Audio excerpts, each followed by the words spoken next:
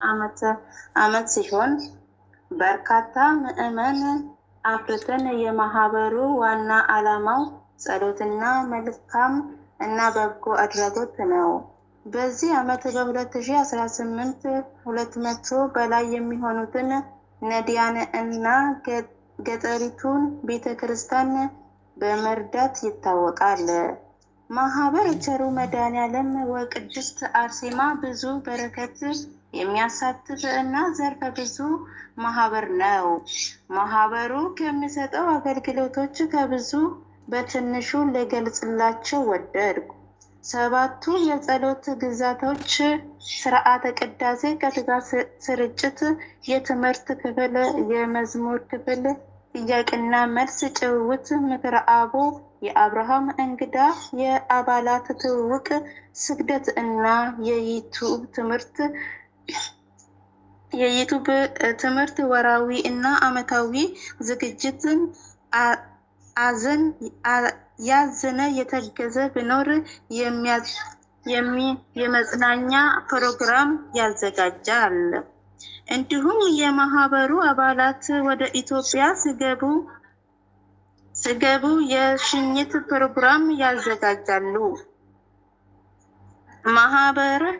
ማህበር ፈለገ ሃይማኖት ቸሩ መድኃኔዓለም በኦንላይን ያለ አገልግሎት እና ግንኙነት መሬት ላይ አውርዶ በአካል በሰፊው እንደሚያስቀጥል ገለጻ አድርገዋል። ማህበሩ በቻለው ሙሉ የሆነ መምህራን አባቶቻችን ያለው ጊዜ የዋጀ ትምህርት እና ኮርሶቹን ይሰጠዋል። አመራሮቹም በተሰጠው የስራ ዘርፍ ራዕይ ተልዕኮ በማድረግ ኦኔ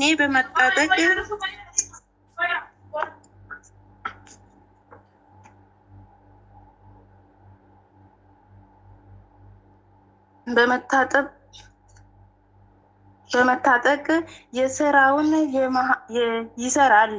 የማህበሩ አመራሮች የስራ ድርሻ ልማት እና በጎ አድራጎት ዘማሪት አሜን እና ዘማሪት አበራሽ ቁጥጥር እና ስርዓት ክፍል እናታችን ትርሲት እና እመቤት፣ የአባላት ክፍል ገነት ወለተ ጻድቅ፣ የትምህርት ክፍል ሂሩተ ስላሴ እና ዘማሪት ሽናሽ ናቸው።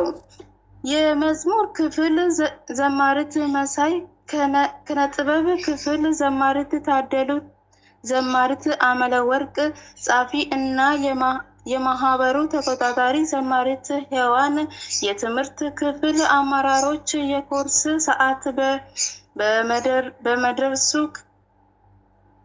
መድረሱ በፊት ማስታወቂያ በመላክ ምዕመናንን ያስተባብራሉ። እንዲሁም ተከታይ ኮርሶችን ትምህርቶችን ከማህበሩ ኮፒ በመቀበል እና ሪኮርድን እየቀዱ በቴሌግራም ያስቀምጣሉ። እንዲያጠኑ አባላቶችን ያበረታታሉ።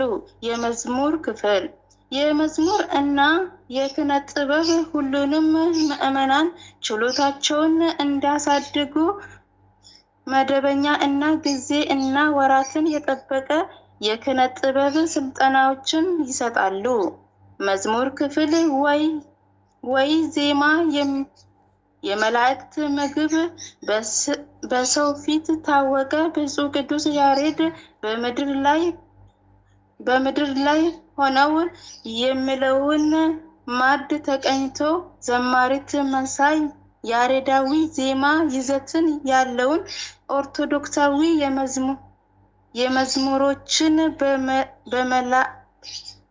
መዝሙሮችን በመለየት ጊዜ እና ወቅቱን የጠበቀ መዝሙሮችን በረቂቅ ሁኔታ አሰልጥና ከ10 እስከ 18 ብቁ አድርገዋለች።